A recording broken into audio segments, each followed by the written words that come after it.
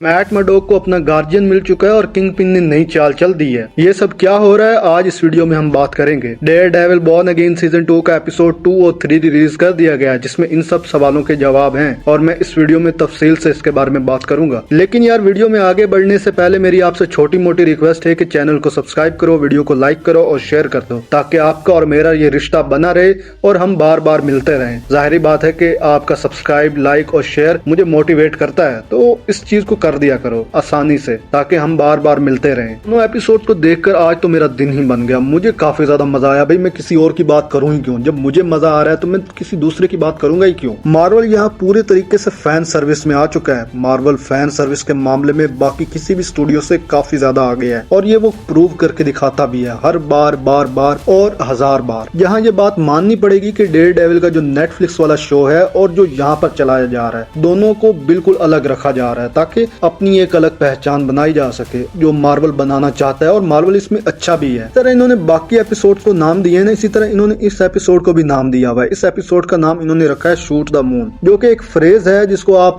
ये समझ लो कि नामुमकिन काम करने की कोशिश करना या बहुत बड़ा रिस्क लेना, जो वाकई यहाँ पे डेयरडेविल कर रहा है, क्योंकि इस वक्त उसके पास कानून का रास्ता बंद हो चुका है और वो पूरे तरीके से सिर्फ अपने वो विजिलेंटी वाली स्किल्स पर ही भरोसा कर सकता है, क्योंकि विल्सन फिस्क ने तो उसके आने के सारे रास्ते जो वो लॉयर के थ्रू कर सकता था बंद कर दिए, जिससे ऑलमोस्ट उसने मैट मर्डोक की लाइफ को तो खत्म ही कर दिया है। और ये पूरा एपिसोड इस बात को अच्छे से हाईलाइट भी करता है। इस एपिसोड का टाइटल ना एक और नामुमकिन काम को मुमकिन करते हुए दिखाता है कि बुल्स आई डेयरडेविल को प्रोटेक्ट कर रहे हैं, जो एक कॉमिक रेफरेंस है कि कॉमिक के अंदर भी जब वो इन चीजों से बोर हो जाता है तो उस वक्त वो नया रास्ता चुनता है। तो यहाँ पे भी कुछ ऐसा ही नजर आ रहा है। यहाँ ये चीज हमें एपिसोड 2 में दिख भी जाती है, जब बुल्स आई इन सब की प्रोटेक्शन में लगा हुआ है, जहाँ वो कैरन पेज की भी प्रोटेक्शन कर रहा है और उसी के साथ साथ वो डेयरडेविल की भी प्रोटेक्शन कर रहा है और डेयरडेविल से जुड़े लोगों की भी। जस्ट लाइक जब चेरी मुसीबत में पड़ता है और एवीटीएफ के लोग उसे उठाने आ जाते हैं, तब वो आता है और एवीटीएफ के लोगों का काम तमाम कर देता है। यहाँ दूसरी तरफ विल्सन फिस्क भी आराम से नहीं बैठा हुआ है, वो भी अपने हाथ की जगह दिमाग का इस्तेमाल कर रहा है और वो लोगों को मैनिपुलेट करता है कि जो मैट मर्डोक है उसको डेयरडेविल ने अगवा कर लिया है, जिसके चलते अब वो डेयरडेविल और जो मैट मर्डोक है दोनों का शिकार करना चाहता है। अब ना मैट मर्डोक खुला घूम सकता है और ना ही डेयरडेविल तो वैसे ही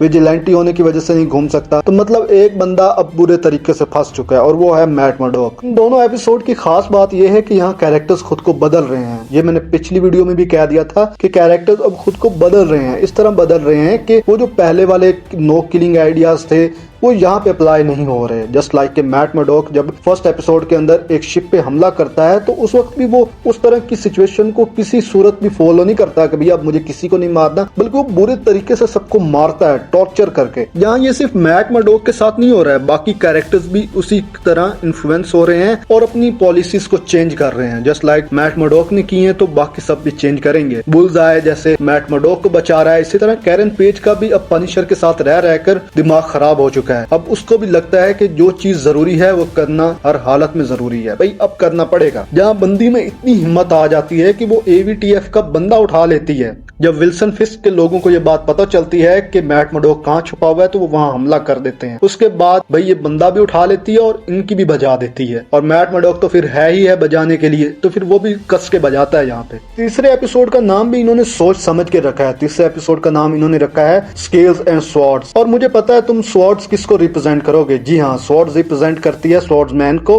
और जो स्केल्स रिप्रेजेंट करते हैं वो डेयरडेविल को रिप्रेजेंट करते हैं। लेकिन एक और चीज भी इससे रेफरेंस खाती है और वो ये है कि डेयरडेविल यानी मैट मर्डोक अब पूरे तरीके से उस मोड में जा चुका है कि भाई अब लड़ने से ही मसला हल होगा। अब वो लॉ की जगह अब हाथ पांव से काम चला रहा है, क्योंकि हम ये बात देख चुके हैं इन एपिसोड्स के अंदर कि विल्सन फिस्क ने किस तरह पूरे सिस्टम को कंट्रोल कर लिया है। लोग उससे डरते हैं और डर के मारे वो फैसले दे रहे हैं जो उन्हें नहीं देने चाहिए, और कुछ लोगों को वो इतना मैनिपुलेट कर चुका है कि वो उसकी आइडियोलॉजी को एक्सेप्ट करने लगे हैं। तो ये बात हमें दोनों एपिसोड में अच्छे तरीके से दिख जाती है। जस्ट लाइक जो हैदर का कैरेक्टर है वो विल्सन फिस्क से इतनी ज्यादा इन्फ्लुएंस हो जाती है कि वो उन लोगों को भी जेल में भेजना शुरू कर देती है जिनका कोई कसूर नहीं होता है। बस उसका वो जो अपना डर खाए जा रहा है उसके चक्कर में उसकी कीमत बाकी सब चुका रहे हैं। यही वजह है कि जब क्रिस्टियन स्वॉर्ड्समैन का केस लड़ती है तो उस वक्त सिर्फ हैदर की रिपोर्ट की वजह से उसको बहाना बनाया जाता है और जो ज्यूरी है उसको उठा के जेल के अंदर दोबारा फेंक देती है, जिसके चलते यहाँ पे स्वॉर्डमैन थोड़ा सा इमोशनल हो जाता है, थोड़ा सा डिप्रेस सा भी नजर आता है। ये तब तक ही होता है जब तक डेयर डेविल एंट्री नहीं मारता। डेयर डेविल उसको फिर अपना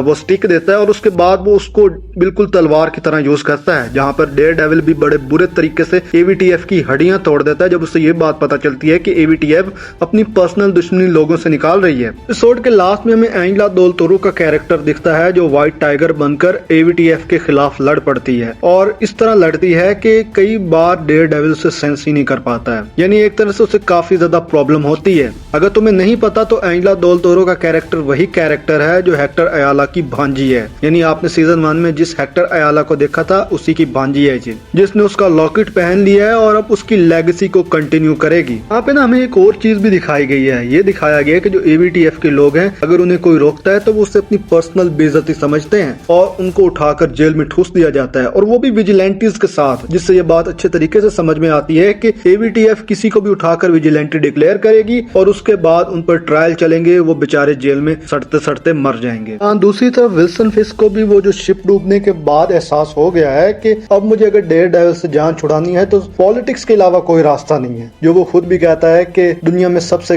गंदा धंधा पॉलिटिक्स का है। तो यहाँ पे वही बात समझ में आ रही है कि अब वो मैट मर्डॉक से 2 कदम आगे की चाल चल रहा है जो हमेशा पॉलिटिशियंस करते हैं, और वो बंदा भी कर रहा है। जहाँ जहाँ देखो वो बंदा मैट मर्डॉक से आगे निकल रहा है। उसे पता था कि मैट मर्डॉक आएगा तो उसने विजिलेंटीज की वो वाली जगह ही रिप्लेस करवा दी दूसरे लोगों के साथ जिनका कोई कसूर ही नहीं था। मजीद ये कि वो यहीं पे नहीं रुकता है, वो जो शिप खड़ा होता है पोर्ट के अंदर डूबा हुआ आधा, तो उसको भी वो पूरे तरीके से तबाह कर देता है, और उसका इल्जाम अब तुम्हें पता है किस पे आएगा, मैट मर्डॉक पे आएगा। इसी के साथ हमें दोनों एपिसोड्स के अंदर ना हर 5 मिनट के बाद गूज बम्स वाले मोमेंट मिलते हैं, जस्ट लाइक के एक थ्रिल जो क्रिएट किया जाता है उसी के साथ गूज बम्स वाला मोमेंट जरूर आता है जो काफी अच्छा लगता है, बहुत मजा आता है। और कुछ टाइम पे ना वो काफी हद तक सिग्मा वाली लाइंस भी बोल देते हैं जो बहुत मजेदार होती हैं। दोनों एपिसोड्स के अंदर जो वायलेंस दिखाया गया है वो काफी ज्यादा रॉ करके दिखाया गया है। जब डेयर डेविल एक्शन करता है तो इतने बुरे तरीके से एक्शन करता है कि ये बात समझ में आ रही है कि वो जो नो किल वाली पॉलिसी है ना वो उसको धीरे धीरे करके तोड़ रहा है, और दूसरी तरफ जब वो स्वॉर्ड्समैन को वो देता है अपनी स्टिक और वो बंदा